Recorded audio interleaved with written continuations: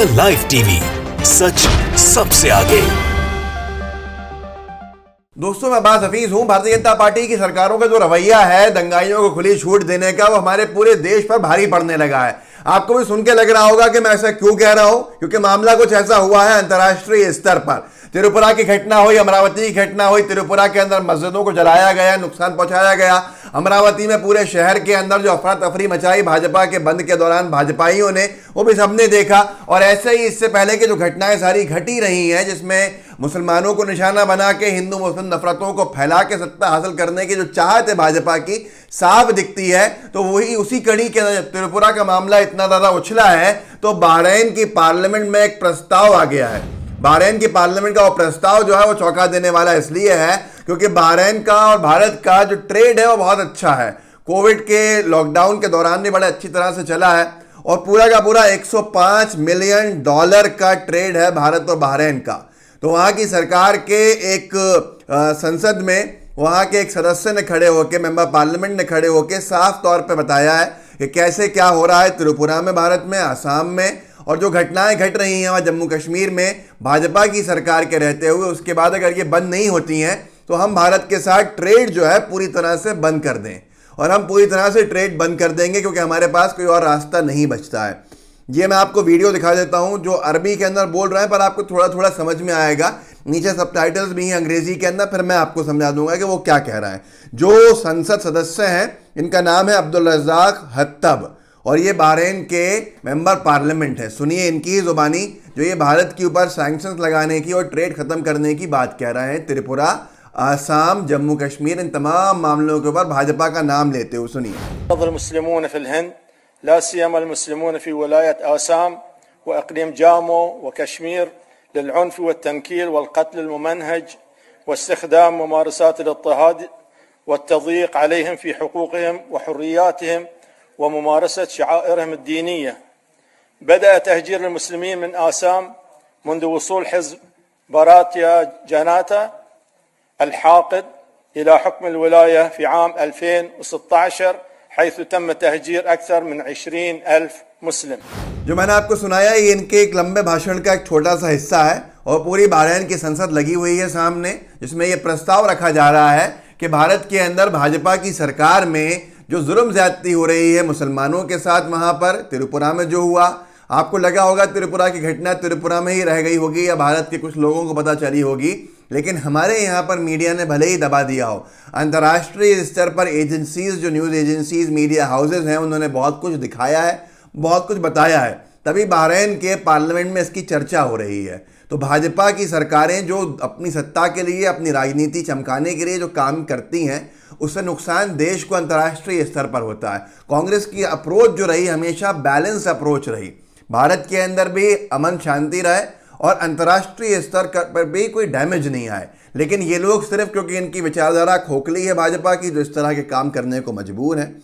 सीजे वेरलीमैन है, बहुत बड़े पत्रकार हैं, अमेरिका के हैं, लेकिन अरब दुनिया जो है, अरब जगत जो है, इसके ऊपर अपनी खबरें रखते हैं। इन्होंने इसको ट्वीट किया है और सीधे सीधे इन्होंने इस पूरे के पूरे मामले को ट्वीट करके कहा है कि जिस तरह से हिंसाई घटनाएं भारत के मुसलमानों के खिलाफ हो रही हैं, इसको हम बर्दाश्त नहीं करेंगे। बहरीन के लॉ मेकर का, अब्दुल रज़ाक हत्तब का ये कहना है।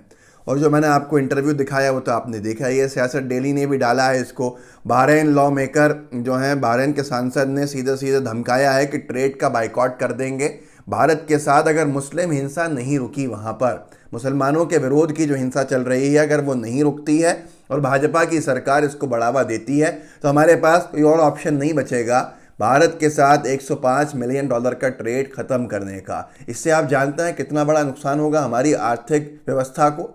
लेकिन आपको जो दिखाया जा रहा है आप वो देख रहे हैं, और भाजपा को इन सब से मतलब नहीं है, क्योंकि उनको मालूम है कि वो लंबे समय सत्ता में नहीं है, तो देश को बर्बाद करके जितना सत्ता में रह लें उतना रह लें।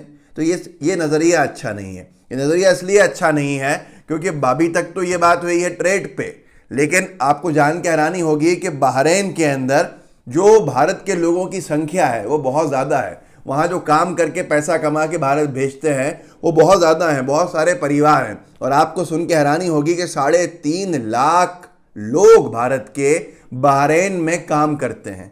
अगर बहरीन ने ट्रेड खत्म करने के बाद इन सबको वहां से नौकरी से निकाल दिया तो क्या हालात बनेंगे, तो आपको मालूम ही है। और ये हालात बन क्यों रहे हैं? निरंतर जब से मोदी सरकार सत्ता में आई है, कभी एनआरसी को लेके, कभी सीएए को लेके, मुसलमानों के विरोध के अंदर एक माहौल बनाने का काम करने का जो नज़रिया है भाजपा का, जिससे हिंदू मुस्लिम नफरतें बढ़ें और ये डिवाइड एंड रूल की पॉलिसी, बांटो और राज करो की पॉलिसी को अपनाते हुए सत्ता के शीर्ष स्थान पर बैठे रहें, इनका नज़रिया जो है नुकसानदेह बन रहा है। एनआरसी को लेकर भी पूरी दुनिया के अंदर थू थू हुई, और उसके साथ साथ अब जो आसाम में हुआ, जो आपने खुद देखा त्रिपुरा में हुआ, उसको यहाँ दबा दिया गया, पर वहाँ कहीं नहीं दबा है। अंतर्राष्ट्रीय एजेंसीज देख रही हैं, अंतर्राष्ट्रीय देश जो अंतर्राष्ट्रीय स्तर पर हैं वो देख रहे हैं और वो अपने फैसले ले रहे हैं। ये हमारे लिए, हमारे भविष्य के लिए कितना घातक हो सकता है, इसका अंदाज़ा अगर आप भाजपाई समर्थक हैं तो आपको नहीं है, आपको करना चाहिए, क्योंकि आपका भविष्य दांव पे लगा दिया है अपनी सत्ता के लिए भाजपा ने। मुसलमानों को जिस तरह से एक टारगेट बना के हिंदू मुस्लिम नफरतें फैलाने के लिए नुकसान पहुंचाने का काम जो भाजपा कर रही है, उससे फ़ायदा देश को नहीं हो रहा, उल्टा नुकसान हो रहा है। ऐसे ही आप जान के हैरानी होगी आपको कि जो Dubai, Sharjah, Abu Dhabi, UAE, United Arab Emirates, Dubai, UAE, यहाँ पर भारतीय मूल के लोगों की, भारत के लोगों की संख्या है 34,20,000, जो खुद दुबई, शारजा, अबू धाबी की पॉपुलेशन, जनसंख्या का 27% बनाते हैं।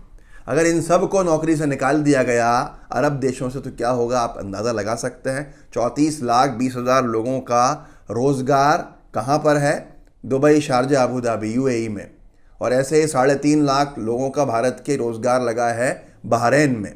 और सऊदी अरब के अंदर भी, सऊदी अरब में 41 लाख भारतीय रहते हैं और वहाँ काम करते हैं, वहाँ से पैसा कमाते हैं। अगर सारे अरब देशों ने इस तरह की घटनाओं पर भाजपा की जो सरकार के राज में हो रही हैं, अगर हमारे बाइकॉट को शुरू कर दिया तो हम कहाँ रहेंगे, ये हमें सोचना पड़ेगा। और ये सोचकर ही आप अपना नज़रिया तय कीजिए, ना कि भाजपा के लिए जो दिखाया जा रहा है उस पर तय कीजिए। कतर में आप जानते हैं कितनी जनसंख्या भारत के लोग वहाँ पर हैं? 6,91,000, 7 लाख के आसपास लोग कतर में हैं भारत के। वहाँ की 25% आबादी भारत के लोगों से है, जो भारत के लोग वहाँ काम करते हैं। यूएई की 27% आबादी भारत के लोगों से है।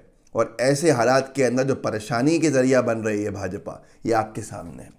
आपको लगता होगा कहीं देखा नहीं जा रहा है, कहीं पता नहीं चल रहा है, पर अंतर्राष्ट्रीय स्तर पर बहुत कुछ बातें भी हो रही हैं, बहुत कुछ पता भी लगता है और बहुत सारे निर्णय भी लिए जा रहे हैं। अगर ये बहरीन का प्रस्ताव पारित हो जाता है तो हमारे लिए कितना घातक होगा, इसका अंदाज़ा आप लगा सकते हैं। इस वीडियो को आगे बढ़ाइएगा, लोगों को जागरूक कीजिएगा कि कतर के बहरीन के संसद के अंदर क्या प्रस्ताव रखा गया है और त्रिपुरा का और भाजपा का और आसाम का और जम्मू कश्मीर का नाम वहाँ पर बहरीन की संसद के अंदर गूंज रहा था। अच्छाई के लिए नहीं, बुराई के लिए। ये हम सब को शर्मिंदा करने वाली बात है। व्हाट्सएप ग्रुप्स होंगे, उसमें शेयर कीजिएगा, साथ में लाइव टीवी को सब्सक्राइब कीजिएगा, बेल आइकन दबाइएगा। जय हिंद, जय भारत। द लाइव टीवी, सच सबसे आगे।